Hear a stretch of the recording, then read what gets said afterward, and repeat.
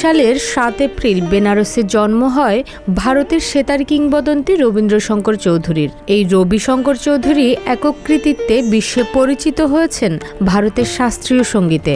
তার পৈতৃক বাড়ি বাংলাদেশের নড়াইলে।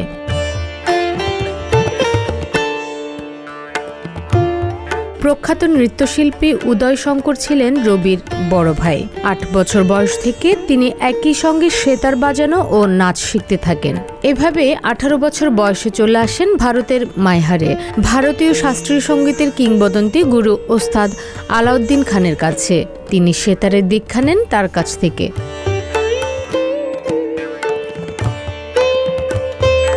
40-এর দশকের মাঝামাঝি থেকে রবিশঙ্কর সেতার বাদক থেকে সঙ্গীত পরিচালক রূপে পরিচিত হতে থাকেন।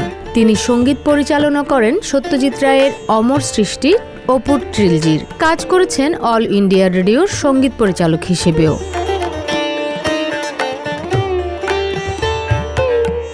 তিনি প্রাণান্ত ছিলেন বাদ্যযন্ত্র সেতার ও ভারতীয় শাস্ত্রীয় সঙ্গীতের বিস্তারে। 1966 সালের বিটলস তারকা জর্জ হ্যারিসনের সঙ্গে পরিচয় হয় রবির। 1971 সালের কনসার্ট ফর বাংলাদেশের মতো ঐতিহ্যবাহী আয়োজনে এই জুটি নিজেদের সর্বস্ব নিংড়ে দেয়।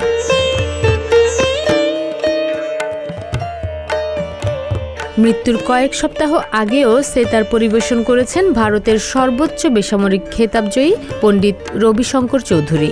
2012 সালের 11 ডিসেম্বর মঙ্গলবার 92 বছর বয়সে থেমে যায় রবির সব সুর।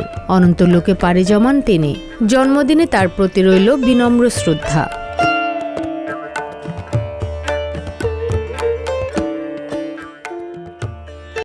সংবাদ, ফিচার ও অনুষ্ঠানের জন্য ভিজিট করুন সংবাদ প্রকাশের ওয়েবসাইট এবং যুক্ত থাকুন ফেসবুক পেজ ও ইউটিউব চ্যানেলের সঙ্গে।